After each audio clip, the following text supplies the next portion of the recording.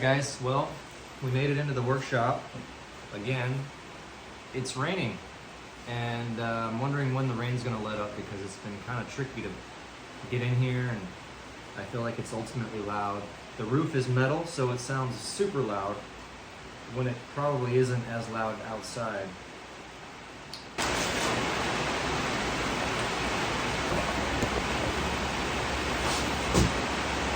So, this is our knife. Got a fun little piece working here. This is where we're at. So let me show you how I got here and how many times I messed up. So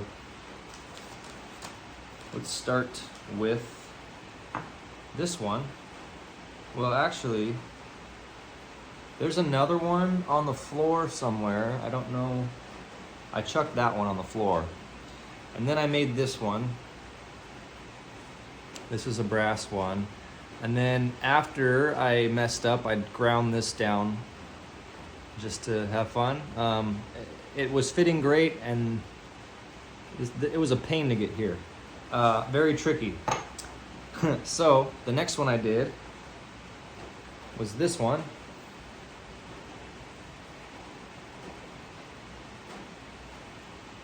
You can see that crack right there.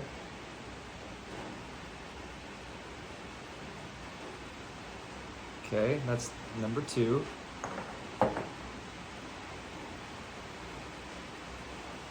Number 3. You can kind of see how they started. So I start with the center, leaving it thick, and then as it tapers, because this has to bend down, and the thick part stays on the spine. This one cracked right there where my middle finger is. So that was another fun one. And these were all hand poured. So I melted the brass down, put them in an ingot that looked something like this. Sometimes they were full, sometimes they were half full, as far as the thickness I'm talking about. Yeah, obviously the thicker it is, it's harder to draw out. But you can do it. You just gotta work very slowly. So you heat up the brass, quench it. And I was actually using my forge press, my 16-ton Coal Iron Works press. And I would go a little bit at a time using the drawing die. I wouldn't dwell on any one particular area. I would just constantly move it through, kind of like a rolling mill. Same concept, just very short, brief stretch. And I was able to get these things like exactly on. This was one of the pieces. This was the side cut from the length. So you can see how much longer I was able to get this.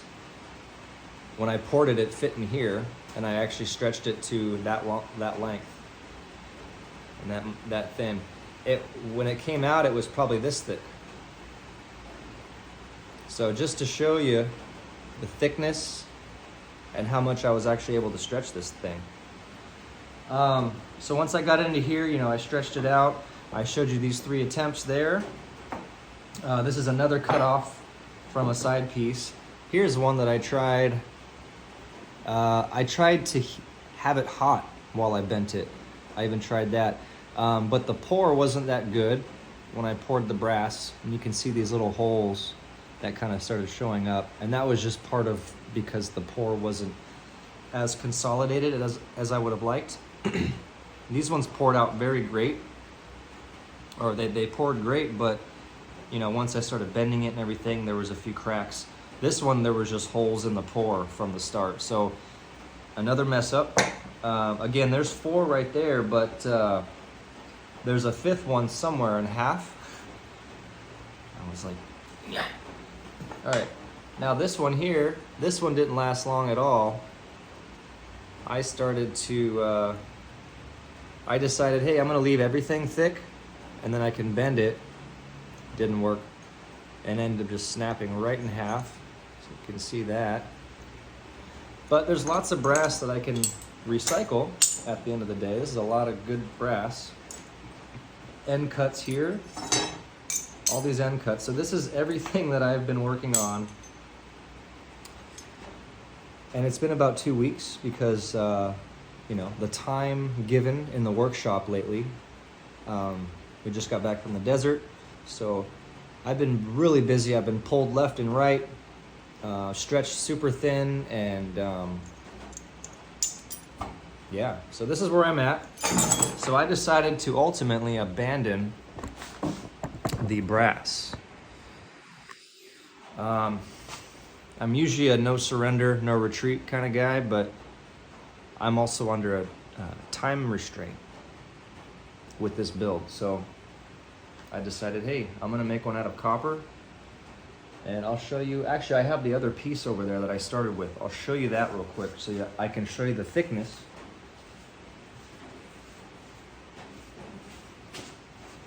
Now this is a piece of copper I bought online. I did not pour this piece. But if you look at the thickness, do I have a tape measure here?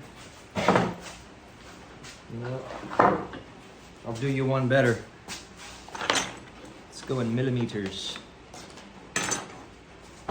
Yes, millimeters. Okay, we are at 0. I will show you this way.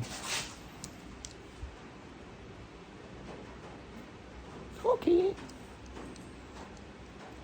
About 6, let's say 6.5 millimeters. Okay. That's the thickness of the 25.5. And I think I cut this thing in half. 68.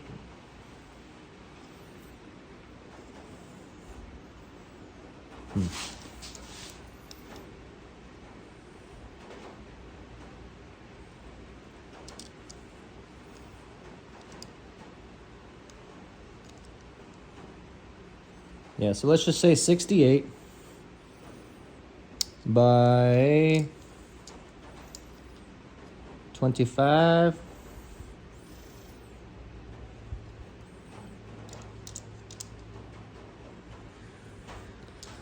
By 6.5, around there. Just round up. Just to give you a basic idea of the piece that I used. And I still have extra. I still had extra. So I started with this raw piece here.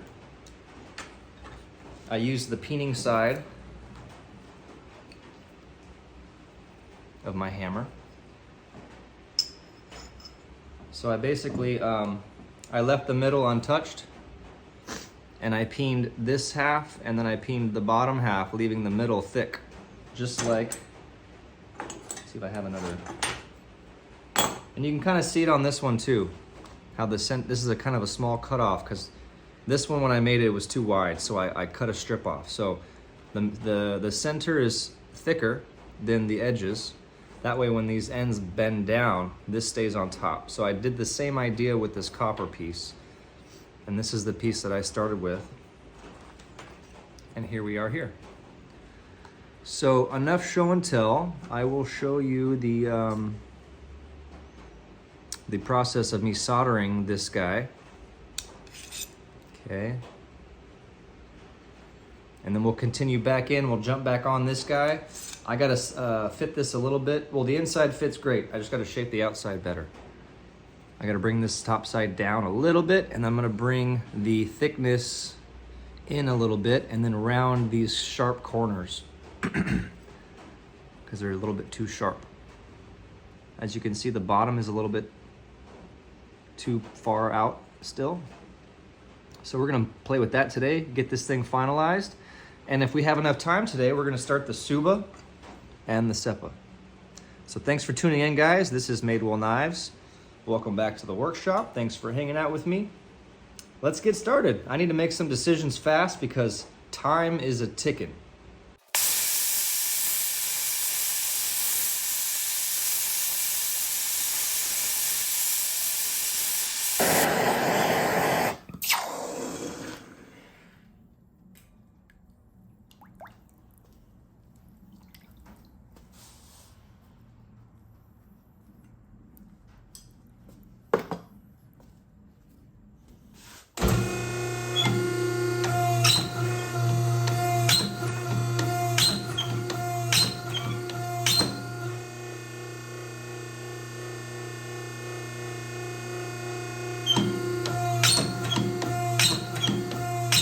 Hey guys, I thought I'd take a moment and share some of the brass working videos I had. So this is me starting from a ingot of brass that was poured from different brass items that I had. And I'm starting from this small little ingot and I'm stretching it out using my Coal Iron Works press. So this just goes to show you that you don't necessarily need a rolling mill for this, but you still have to be very careful and work very slowly. So in between each time I was stretching it, I would heat it up and dunk it in the water to soften it. So enjoy a few of these videos. Able to use Again, the drawing die like for I this said in the brass beginning, piece. I ultimately went with the copper because the brass was Each pass, giving me lots of troubles. 7, 8, 9 need to tries heat it later, like you're working hot I ultimately just decided, hey, this is going to be a little bit too much for my realm at the moment, so let's stick with something that I know I can make. So enjoy. All right. We got a ways to go. I think it might be a little bit too wide, what I'm looking for, so I might squeeze it down. But this is working, so I'm gonna keep working it and keep stretching this thing. This should be the right size of material for the habaki. All the fittings are gonna be brass. I've never soldered brass before, always been copper, but I did get the right solder, I hope. Let's give it a try. Let's continue.